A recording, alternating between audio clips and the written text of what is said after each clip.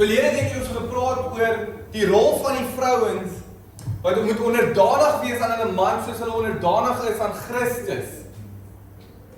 En ons moet verstaan, dat daar 'n belangrike aspek daarvan is, om die voorbeeld te sien van Christus en sy bruid. En so wanneer ons daai huwelik kyk, moet ons onsself altyd vra hoe die huwelik moet lyk, is om vir Christus te verheerlik. Amen. Dit is die belangrikste ding vir ons. So vanaand gaan ons 'n bietjie fokus skuif na die manne toe. Maar ons moet verstaan dat die verantwoordelikheid nie afsonderlik van die vrou se verantwoordelikheid nog steeds is nie. En dat die verantwoordelikheid wat die man nou gaan hê, wat ons hier gaan lees, nog steeds is dat die vrou ook 'n verantwoordelikheid het in haar kapasiteit in die huwelik. En ons moet verstaan in al hierdie, dat wanneer die man en die vrou by mekaar kom, dan raak hulle een persoon en een identiteit. So daar's 'n verantwoordelikheid vir al twee in die huwelik. Maar vanaand gaan ons bietjie meer fokus op die man. En dit is vir ons so mooi as ons begin kyk hier so na Efesiërs 5, vers 25, dan sê dit, manne, julle moet julle eie vroue lief hê. Weereens sit Paulus die klem op julle eie. Net soos hy gesê het vir die vrouens, om onderdanig te wees aan julle eie mans, kom hy en sê, manne, julle moet julle eie vroue lief hê. Soos Christus ook die gemeente lief gehad het en homself daarvoor oorgegee het. So ons kyk dat Paulus sê nie nou vir die man om onderdanig te wees aan die vrou nie, hy begin vir ons sê die man se verantwoordelikheid is om sy vrou lief te hê. Lief te hê. Soos Christus die gemeente lief gehad het. En so as ons ietsie begin verstaan van hoe dit lyk wanneer Christus die gemeente lief het, en dan begin ons besef wat Jesus gedoen het, is hy aarde toe gekom en homself gegee dat hy gekruisig word vir jou en vir my. So die liefde wat hy daarso weerspieël vir ons, is iets wat ons nie kan verduidelik partykeer nie. En so dit is wat Paulus vir ons as die maatstaf gee. Want hy gee vir ons die vergelyking hier, manne, en hy sê, so moet julle lief wees vir die vrouens, soos Christus vir sy gemeente is. Nou vir ons is dit nou eintlik baie belangrik om te verstaan wat liefde is. Sal julle ook so sê? Dit is belangrik om te verstaan dat as die maatstaf, want in Efesiërs 5 hierso wat Paulus vir ons gee, is hy gee vir ons die maatstaf. Hoe lief moet julle wees vir julle vrouens, manne? So lief soos wat Christus sy gemeente gehad het. En het. Dis die maatstaf. Nou moet ons verstaan wat liefde is. En so ek wil vir 'n oomblik vir ons bietjie vat na 1 Korintiërs 13 toe. Want wanneer ons nou begin kyk hierso, dan sien ons Paulus het nie geskryf daar om dominerend teenoor die vrou te wees nie. Hy sê nie man wees dominerend teenoor die vrou nie. Hy sê nie man breek die vrou af nie.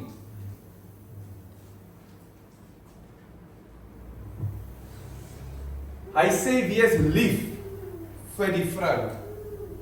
So is vir ons belangrik om te kyk, wanneer ons begin praat van liefde, en ons het gesien in Efesiërs 5:25, dat vir Christus om homself te offer vir ons is selfopofferende liefde.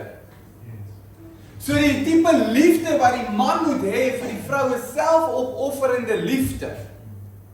Is vir die man om vir homself te sê, ek gaan myself dalk tweede sit vir my vrou. En so nou moet ons as mans verstaan wat die woord liefde in hierdie konteks vir ons beteken. Maar is ook so mooi, vrouens, dat hierdie liefde is ook van toepassing vir jou. Alhoewel ons hoofsaaklik vanaand fokus op die man, bly hierdie liefde 'n baie belangrike ding om te verstaan. En so wanneer ons begin praat van liefde, wil ek eintlik vir jou 'n oomblik gee, 5 sekondes as jy wil, om vir jouself te vra, wat is liefde vir jou?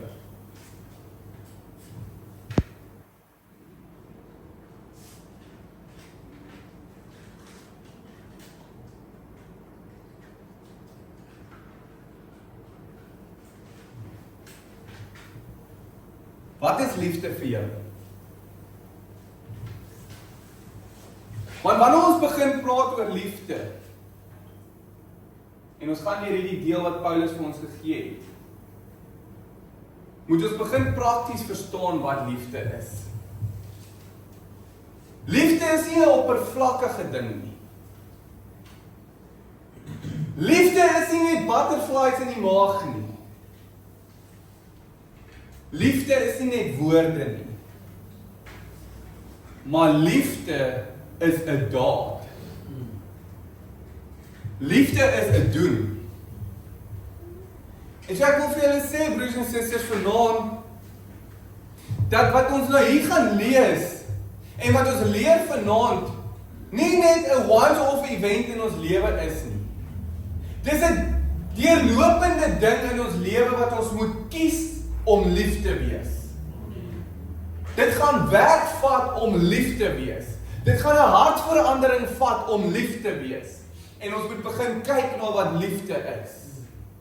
En so wanneer ons begin kyk na 1 Korintiërs 13 vers 4 tot 7, dan sê dit die liefde is lankmoedig en vriendelik. Die liefde is nie jaloers nie. Die liefde praat nie groot nie. Is nie opgeblaase nie.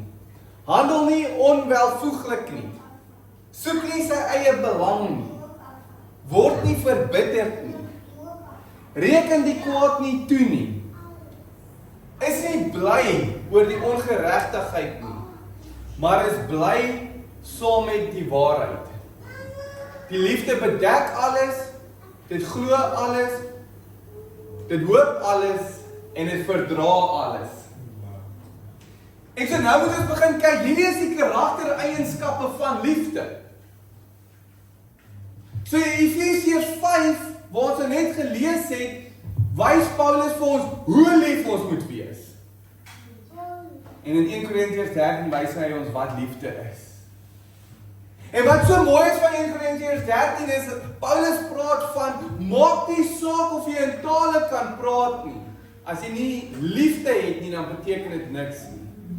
Maak nie saak of jy kan profeteer nie, as jy nie liefde het nie, dan beteken dit niks nie. So dit gee vir ons 'n understanding, broers en susters, dat liefde baie belangrik is vir ons. Belangrik is om te verstaan. Belangrik is om uit te leef. Dat liefde die kernaspek van ons lewe moet wees. Maar liefde, broers en susters, kom deur 'n hartsverandering. Want wanneer ons gesien het in Efesiërs 5:25 van hoe lief Christus ons het, dat hy homself opgeoffer het. So wanneer ons deur hierdie gaan ons nooit werklik verstaan hoe liefde werk nie, as ons nie verstaan hoe lief Christus ons het nie. Ons heel eerste ding om te verstaan is hoe lief Christus ons het. En wanneer ons daai verstaan, dan gaan ons verstaan hoe hierdie lyk. So as ons bietjie deur hierdie karaktereienskappe gaan, liefde is lankmoedig. So ek het in elke gedeelte van hierdie karaktereienskappe net bietjie na die Griekse oorsprong gegaan om net bietjie meer duidelikheid te kry van wat dit beteken in daardie konteks. So liefde is lankmoedig, dit beteken letterlik lank van hiermee, of lank voordat jy kwaad word.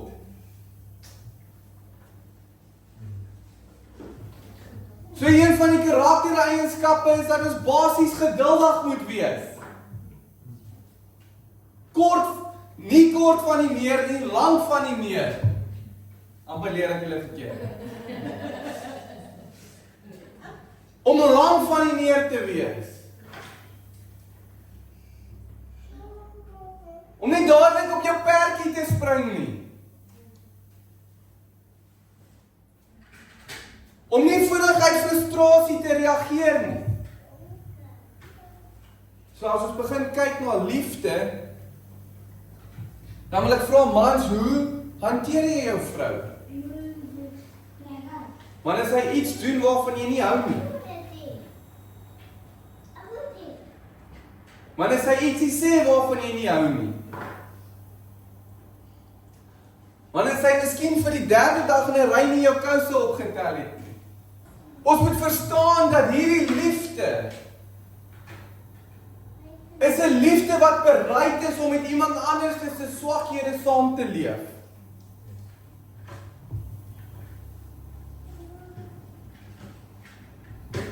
Hierdie liefde wat lankmoedig is, verstaan dat die persoon van wie ek in 'n huwelik ingeklim het, 'n vreemdeling in die begin is. En dat ons 'n lewe saam moet uitfigure. En dat ek die ander persoon moet leer verstaan. Verstaan wat werk en verstaan wat werk nie. Verstaan wat die love language is. En net so hierdie liefde in ons vriendskappe en in ons werkplekke is 'n liefde van lankmoedigheid. 'n Liefde wat nie net dadelik oordeel nie. Hoe lyk dit vir jou? Het jy daardie liefde? Is jy lankmoedig, broer en suster? Want Christus het hierdie liefde teenoor sy disippels gewys.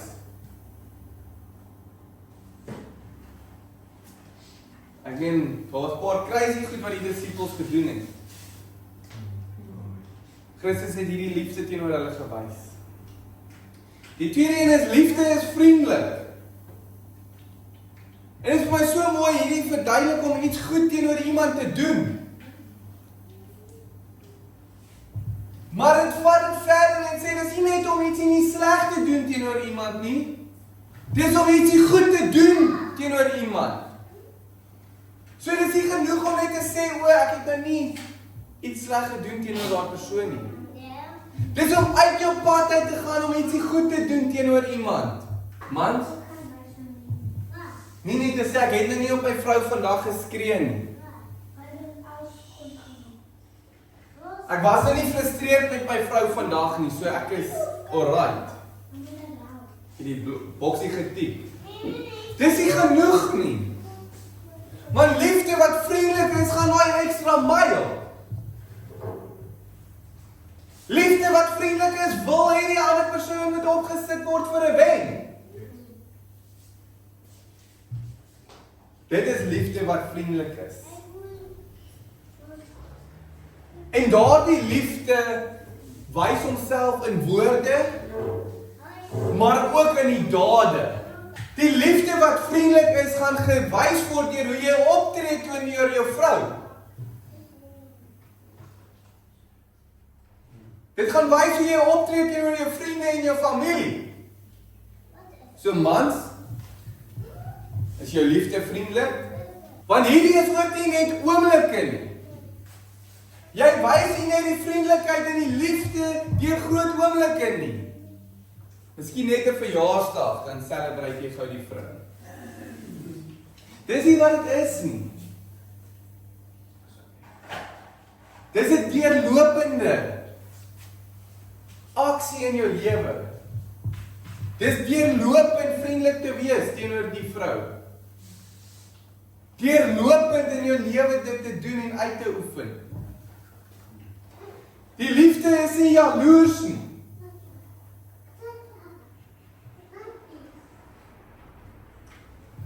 En mans, ons moet nog steeds mooi verstaan dat daar is perke in verhoudings. Ons kan nie hierdie vat en sê dit is alright, nou kan ek met enige vrou gaan koffie nie. Net wanneer ek wil nie. Dis nie wat beteken liefde is nie jaloers nie. Daar is nog steeds boundaries wat gesit moet word in 'n huwelik. Dis wat ons sê even in Truth Church. Dat 'n getroude persoon nie met die ander geslag gaan koffie alleen nie. Want dit is belangrik om die boundaries te hê. Maar hierdie liefde wat nie jaloers is nie, is jy kyk nie meer op jou vrou nie. Jy wil nie minder vir jou vrou hê as vir jouself nie. Hierdie liefde wat nie jaloers is nie, is 'n liefde wat wil hê jou vrou moet beter wees. Hierdie liefde is 'n man wat tyd spandeer om sy vrou te help om die beste weergawe van haarself te raak wat sy kan wees. Dit is nie 'n liefde wat wil hê sy vrou moet net altyd in die huis sit agter geslote deure en sy mag nie iets van haarself doen nie. Sy mag nie iets bereik van haarself nie. Dit is nie dit nie. So die liefde is nie jaloers nie. Die liefde sien die seëninge in die ander persoon se lewe. Beide mans sien hulle vrouens en vrouens sien hulle mans. Dit sien die gawe wat God in haar persoon se lewe gesit het. En dit bou dit net nog meer op.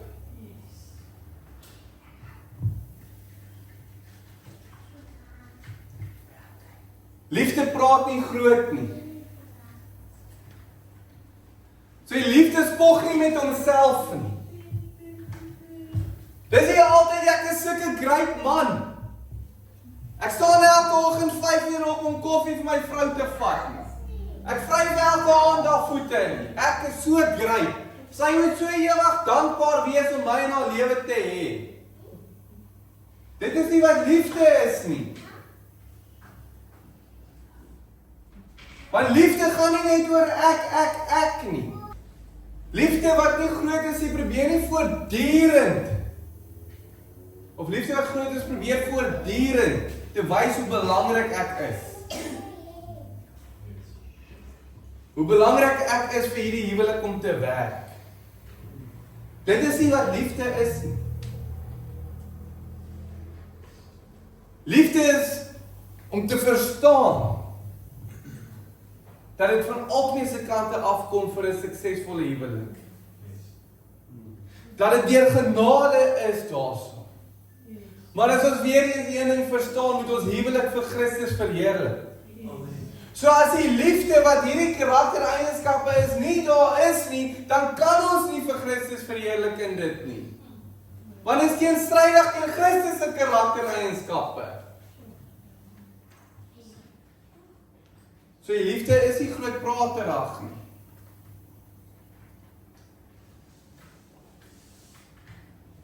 Een goddelike man hoef homself nie te bewys deur die hele tyd te spreek nie.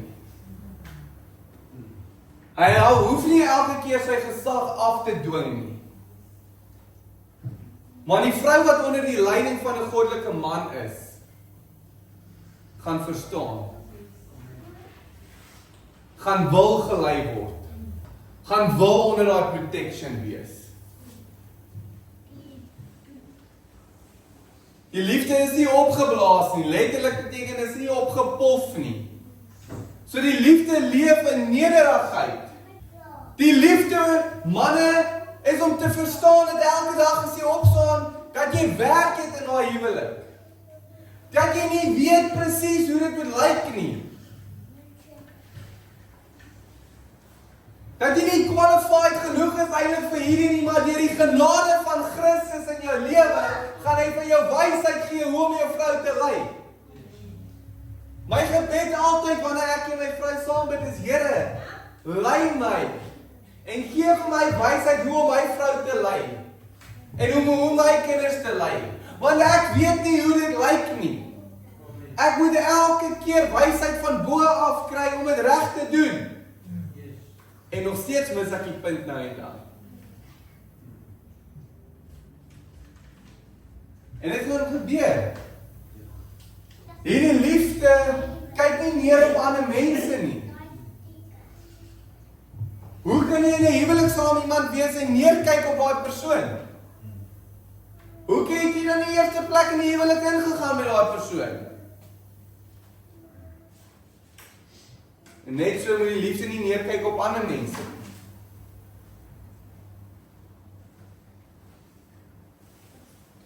Die nederigheid in hierdie liefde maak ruimte vir vergifnis.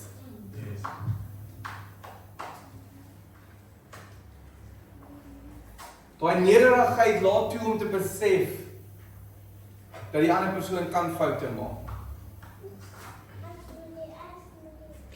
Maar solank daardie persoon in alles wat hy doen, elke dag opstaan en probeer beter wees as die dag van gister, en homself neerlê en verstaan, hy is nie goed genoeg nie. Hy probeer, elke dag, dan gaan dit goed uitwerk. Dan sal 'n vergifnis plaasvind in dit. Want mans, ek wil vir 'n oomblik sê, dit raak obviously baie moeilik. Daar's 'n groot gewig om te dra. Maar die nederigheid is om te verstaan dat elke oggend wat jy opstaan om vir die Here te vra, Here, wees saam met my vandag. Help my. Lei my. Want in ons eie krag gaan ons dit nie kan doen nie. Ons het nodig dat Christus binne ons werk en deur ons werk. Die liefde handel nie onwelvoeglik nie. Dit beteken dat die liefde mekaar hanteer met eer en respek. Dit is nie reg dat die mans en vrouens in 'n huwelik nie mekaar kan verdra nie. Om in daai covenant saam met iemand in te gaan om een te raak, beteken dit ons gaan mekaar respekteer. Ons gaan mekaar eer. Dit beteken mans, die manier hoe jou vrou hanteer is nie soos 'n hond nie. Jammer vir daai direkte Afrikaans. Ja. Maar om daai persoon met liefde te hanteer. Om haar sag te hanteer. Om haar met respek te hanteer. Om te verstaan dat die manier hoe jy daai vrou gaan hanteer, die manier is hoe sy jou gaan sien.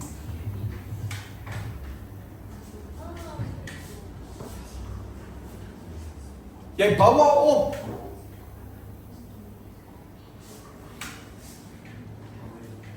Jy motiveer haar. Kom liefie, jy kan dit doen. Well done. Nie net wanneer dit goed is vir jou nie, maar wanneer dit goed is vir haar. Jy eer haar, jy respekteer haar. Want dit is wat liefde sê. En hierdie is die maatstaf vir liefde in general, oor die algemeen. Maar vanaand is ons behuwelik. Mans, eer daai vrou. Respekteer die vrou. Ek kan vir jou sê, hoe meer ek myself neerlê as 'n man, hoe meer wil my vrou haarself neerlê as 'n vrou. Hoe meer ek haar respekteer en hoe meer ek haar eer, hoe meer ek haar op my hande dra, hoe meer wil sy dieselfde teenoor my doen. Want sy sien dat my liefde nie net gepraat word nie, maar dat my liefde geleef word. En dit is wat ek moet weet. Want die liefde soek nie sy eie belang nie. En dit is waarskynlik die hart van Efesiërs 5 ook, want die liefde vra nie eers wat kry ek nie. Maar die liefde vra, hoe kan ek jou dien? Want dit is presies wat Christus vir ons gedoen het. En dit is waar die selfopofferende liefde kom. Christus wat homself vir ons gegee het. Mans, in die maatstaf is dat ons so lief vir ons vrouens moet wees in daai selfde konteks. Om onsself op te offer. Om onsself neer te lê. Maak nie saak hoe moeilik dit raak nie. Die liefde word nie verbitter nie, dit beteken dit raak nie gou kwaad nie. Dis nie kort van draad nie. En dit kies liewer vir selfbeheersing. Die liefde hou nie boek nie. Dit hou nie boek van die kwaad nie. Dit is 'n rekenkundige terme. Jy maak nie 'n lysie van alles wat jou vrou verkeerd doen, dat wanneer jy die volgende keer beklei, jy alles op haar kop kan gooi nie. Dit is nie wat liefde is nie.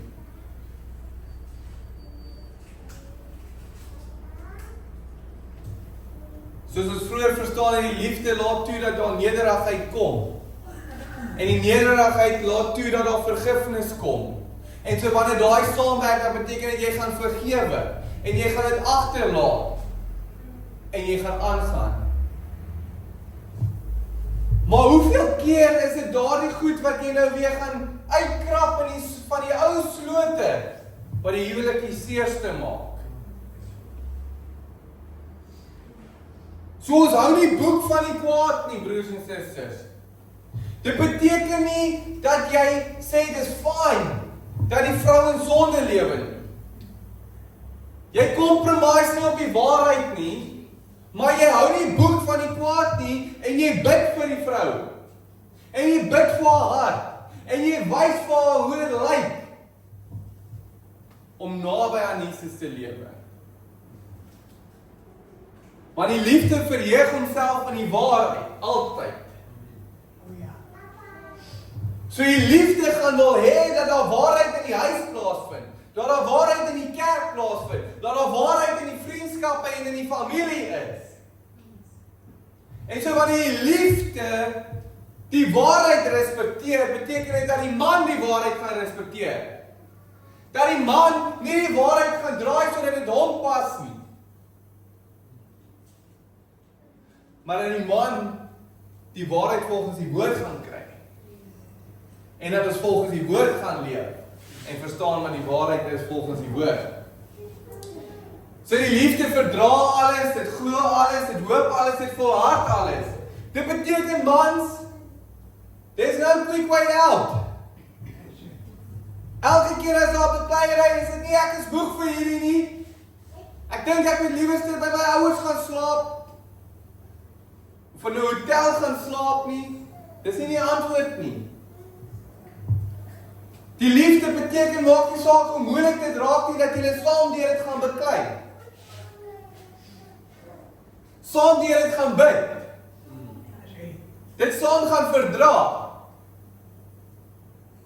Ek wil vir jou sê, soos, wanneer ek kyk na my vrou se huwelik, dit sou ons niks gebaat het om twee verskillende lewens te lewe nie. Daar is soveel challenges wat aangaan, ons het mekaar nodig in dit. Ons moet saam beklei in dit. Ons gaan nie nou nog teen mekaar ook beklei nie, want ons genoeg dinge wat teen ons beklei. En so wanneer jy na jou huwelik kyk, en mans wanneer jy na jou vrou kyk, hoe sien jy daai liefde? Hoe offer jy jouself op vir haar? Want dit is een van die beste dinge wat in jou lewe kan gebeur is om met iemand te trou. Maar jy moet dit reg hanteer. Jy moet jou vrou reg hanteer. Want dit is mooi wanneer jy dit reg doen. Daar's vrede daarin wanneer jy dit reg doen. Daar's vreugde daarin wanneer jy dit reg doen. So nou verstaan ons dalk bietjie beter wat Paulus bedoel het wanneer hy sê mans wees lief vir julle vrouens, soos Christus die gemeente lief gehad het. Julle verstaan dat hy nie net praat van 'n oppervlakkige liefde hier. Hy praat van 'n diep liefde. Ek wonder hoeveel van ons huwelike daar dalk net 'n oppervlakkige liefde is. Omdat ons nie oopmaak met mekaar nie. Omdat ons nooit tyd saam met mekaar spandeer nie. Maar ons albei is net te besig met die dinge van hierdie wêreld. Ons jaag na die volgende ding toe. Wanneer spandeer ons intentionele tyd om 'n tafel te sit of op die banke te sit en saam te bid? Vir wysheid te vra in ons huwelik. Die Here te vra om daai huwelik te laat lei. Te lei. Nie te laat lei nie. Om daai huwelik te lei. Om die fondasie te wees van daardie huwelik. Doen ons dit genoeg? Want as ons vir 'n oomblik kyk na die huwelik en ons sê maar die huwelik moet vir Christus verheerlik, dan moet ons verstaan dat daar standaard op die huwelik geplaas is. Dat wanneer ons huwelik die hele tyd uit mekaar uitval voor die vriende en voor die familie en dis die hele tyd 'n geskreeery en dis die hele tyd ons gaan nou mekaar bietjie opneek want die brandewyn loop te hard. Hoe is ons besig om vir Christus te verheerlik in dit? Want wanneer die wêreld na jou huwelik kyk, wat sien hulle? Sien hulle liefde? Koppel hulle al hierdie woorde daaraan?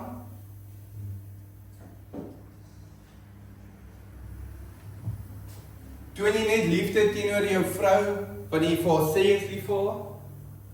Of toon jy dit aan haar deur jou aksies? Deur die manier hoe jy leef? Deur jou hart teenoor haar? So weer eens vra ek, wat is liefde vir jou?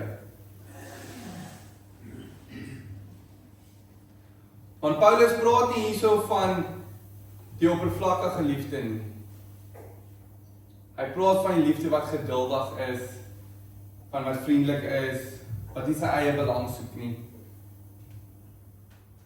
En hierdie liefde is wat ons as mans na 'n punt toe lei om onsself neer te lê. Om te verstaan hoe dit lyk. En mans, is heel eerste prioriteit vir jou om te verstaan hoe lief Christus jou het. Jy kan nie al hierdie uitleef, opreg hierdie uitleef, opreg jouself opoffer, as jy nie vir Christus in jou hart het nie. Jy kan nie opreg hierdie liefde uitleef soos jy moet, as jy 1 keer 'n jaar in jou woord is. Ons kan nie. En nou wil ek vir ons gaan na Efesiërs 5 vers 26 tot 27. Want nou dat ons verstaan van die liefde en hoekom ons so lief moet wees, soos Christus vir sy bruid lief is, dan begin ons nou kyk na die doel. En dit sê om dit te heilig, nadat hy dit gereinig het met die waterbad deur die woord, sodat hy die gemeente voor hom kon stel, verheerlik sonder vlek of rimpel of iets dergeliks, maar dat dit heilig en sonder gebrek sou wees. Nou broers en susters, ek het daai 'n paar keer gelees het. Maar my Afrikaans is nie altyd so mooi nie. En ek het dit oor en oor en oor gelees. En wat hierdie vir ons beteken op die einde van die dag, dat Christus het nie net gekom om ons te red nie, maar hy het gekom om ons te heilig. Gaan laat daai oomblik by jou sit.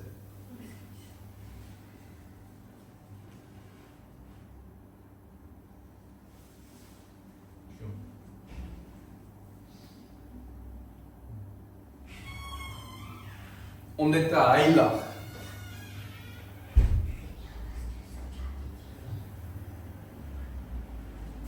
Is to be set apart.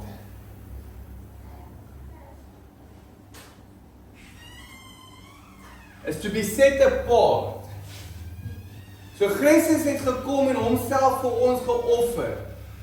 Nie net om ons te red nie, maar om ons uit te sonder vir God.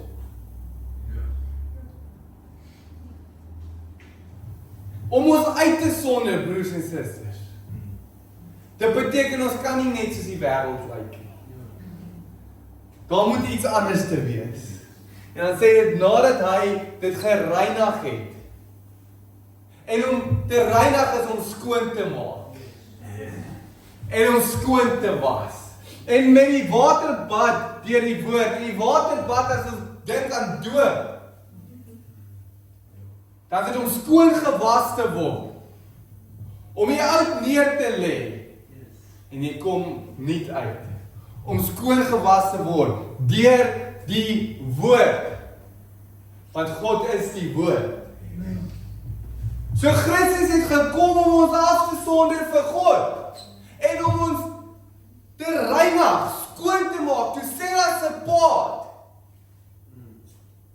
through the cleansing of the word of God. So broer en suster, daar is 'n verantwoordelikheid teenoor ons om in die woord in te gaan. En ons kan nie gevorm word as ons nie verstaan wat in die woord is. Ons kan nie gevorm word as ons nie die Heilige Gees binne ons het nie. Ons kan nie gevorm word as ons nie die wysheid en die insig het wat die Heilige Gees vir ons gaan gee nie. So Christus het gekom, hy het gesterf om sy bruid voor te berei vir die bruiloft. So hy het ons kom red en nou berei hy ons voor.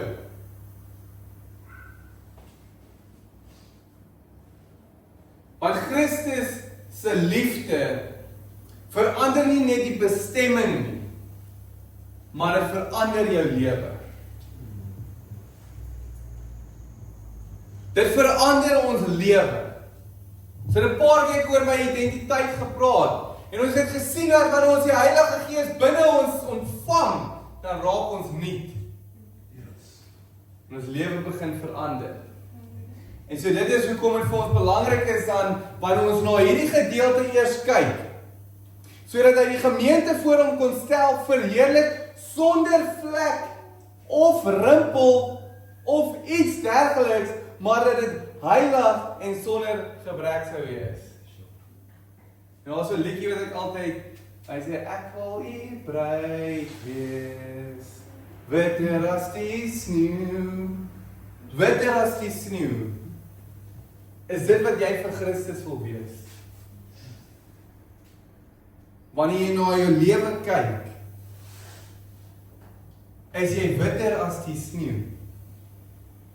Want Christus het gekom, ja om te red, maar hy het gekom om ons skoon te maak. Hy het gekom om ons eenkant to set us apart for God's kingdom and for his glory. En so wanneer ons kyk na hierdie, dan kyk ons weer terug na die huwelik en ons kyk na wat dit beteken vir die man. Die man sal nooit die vrou heilig nie, want net Christus kan dit doen. Maar die man moet 'n lewe lei wat sy vrou nader aan Christus bring. Die man moet die een wees wat sy vrou lei om in die woord te kom. Om 'n voorbeeld te stel van hoe dit lyk. Om 'n kind van die Here te wees. Die man moet hierdie begeerte binne sy hart hê dat sy vrou elke dag van sy lewe nog nader aan die Here trek. So that she will be also set apart for his kingdom and for his glory. So dat sy skoon gewas word. So dat die woord haar hart en haar siel penetreer en haar vorm. So mans, jou liefde, wanneer jy so lief is vir jou vrou soos Christus vir sy kerk, beteken dit, jy gaan omgee waar jou vrou se geestelike lewe is. En dit gaan vir jou so belangrik wees dat sy geestelik groei, want dit is wat die woord sê. Want as ons voorbeeld Christus en sy bruid is, dan gee dit vir ons 'n voorbeeld van hoe ons moet mans wees. En so ons liefde gaan baie verder as daai karaktereienskappe. Ons liefde gaan, hoe kan ons vrou se geestelike groei help? Hoe kan ons haar hand vat en sê vandag het ek nodig om saam met jou te bid?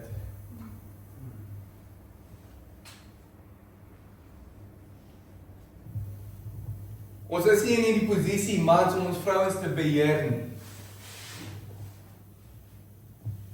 Dit is eintlik 'n geëerde posisie as jy daaraan dink. Dat Christus jou geskape het as die man. God jou gekies het om die vrou te lei. En so wanneer ons begin kyk na ons rolle, ons begin kyk na hierdie, dan moet ons weer vir onsself vra, wat is liefde vir ons? Maar ons moet een ding baie mooi verstaan is dat Christus het nie kom sterf omdat hy ons jammer gekry het nie.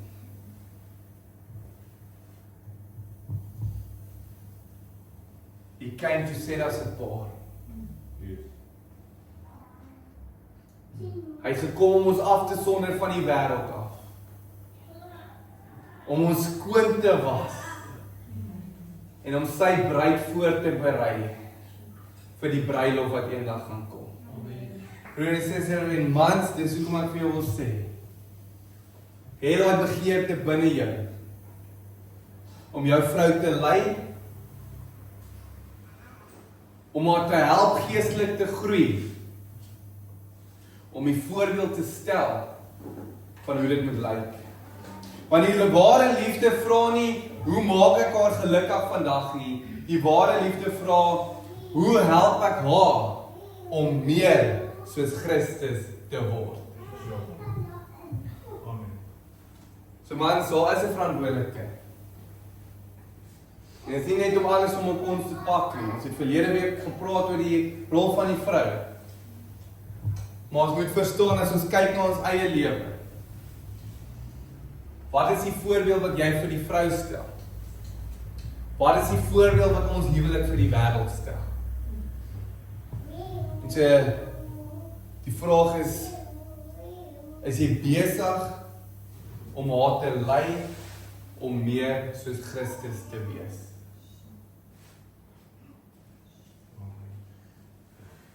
Is hy liefde vir jou in daad? Of is hy liefde vir jou net elke nou en dan met die woord? Leef jy dit uit? Draai jy haar op haar hande? Gebruik jy die woord vir wysing? God se teenwoordigheid.